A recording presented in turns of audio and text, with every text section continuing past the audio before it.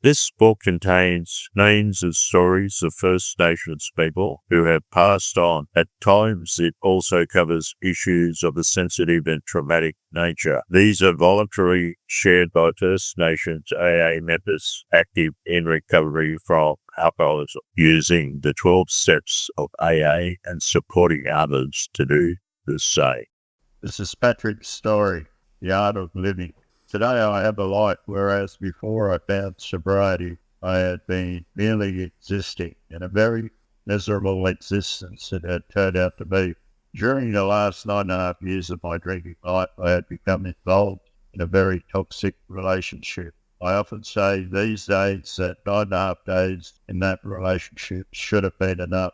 However, here I was between the age of 25 and 35, the prime of one's life, acting out the same old domestic argumentative scenarios over and over again with my de facto, who also liked to drink and gamble. I lacked the wherewithal, the strength, the heart, and the courage to remove myself from entrapment.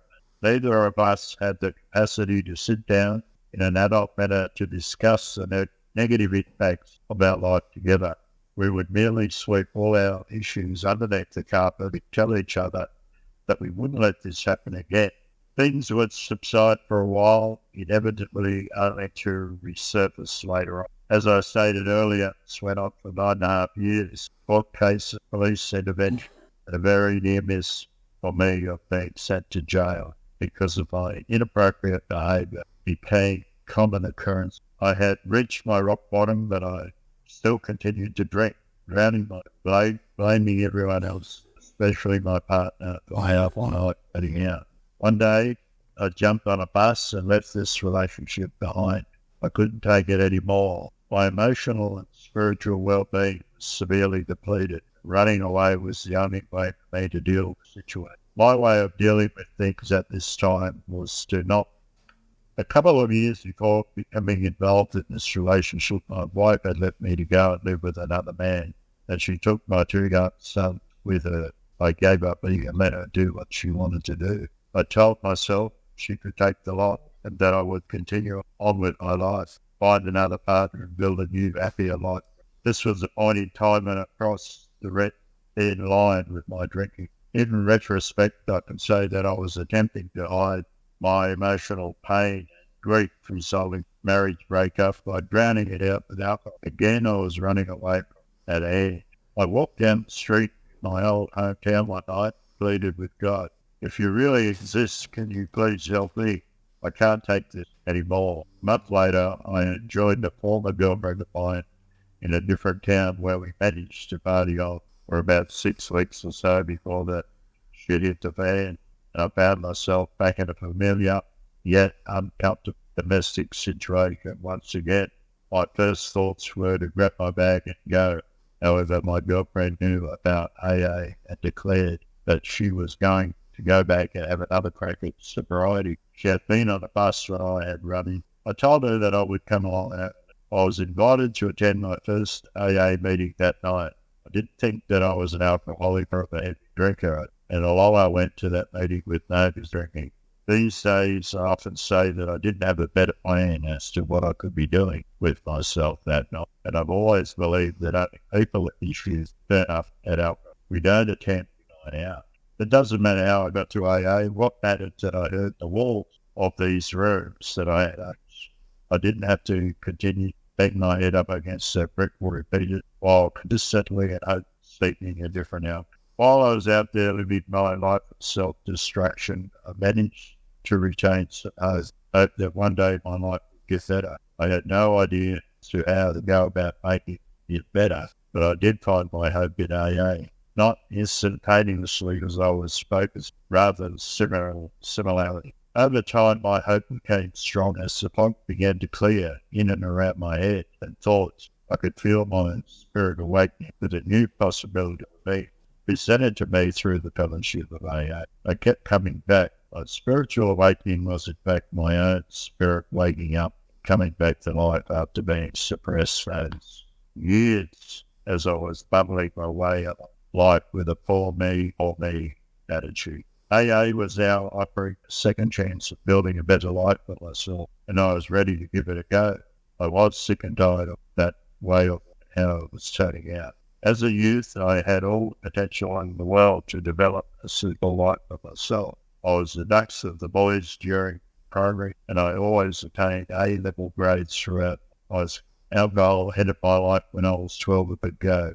It never faded. I was a blackout drinker from the word go, so here I was now, almost 36 years of age, and I had become a buck. You don't need any intelligence to come above. In the town where I got sober, they used to say that we were the chosen. There's only about 1 in 100 alcoholics ever make it into AA meeting first place. Then only a similar ratio of members actually get the program, recover and remain.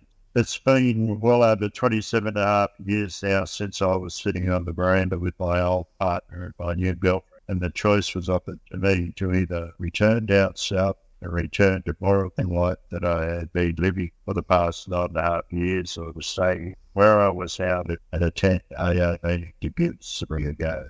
That day I made the best decision I have made in my life. That day I chose to take a chance, try sobriety. I had nothing. During my time in AA, I never ventured away from the fellowship. I worked the program my way to the best of my ability, and I aspire to become a better man each and every day of my life. Sometimes I was sick, sometimes I am a human being before I am never going to be perfect. I have shortcomings and I have some terrific attributes. These days, my better attributes are shared with everyone in my life, and this in turn assists me maintaining as well as shining us.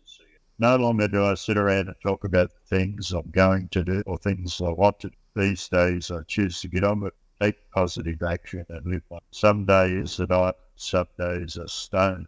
I have been producing and teaching art for 25 of my 20 sobriety. I'm a valued member of the community that I live in, and my reputation and experience within the art world is highly respected. Being sober has allowed me to evolve into the man that I was never going to become if I continued on my hedonistic way of life.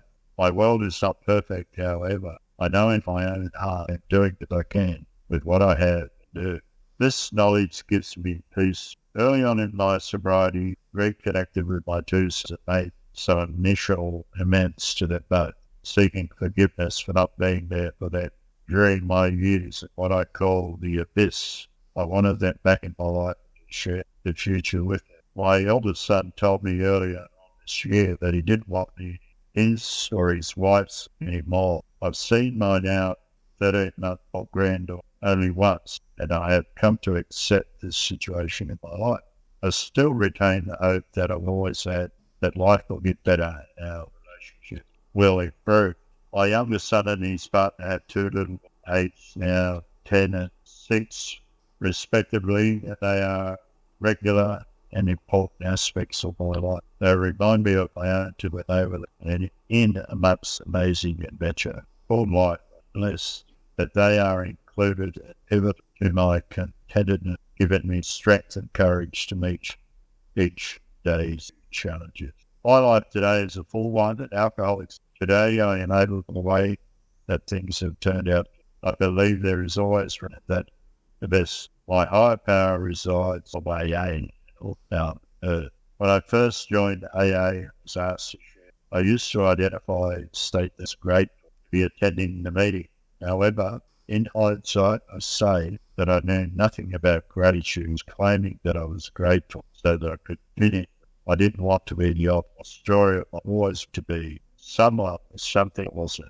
I always felt less than. Today I am at Patrick. Gratitude is learnt slowly by this alcohol. Old Pat thinking back into my mind and commenced telling me that I am the one called hard here, and yes, unique and an extra special. The program of AA without AA. True gratitude can be shown. I compare my life in recovery to solving Pete's jigsaw. Whilst living through the drinking and negative, many of the pieces to this puzzle have been. I truly believe that may ever be found. Need to reassemble my life back picture. Today I live no longer a teacher. Thank you.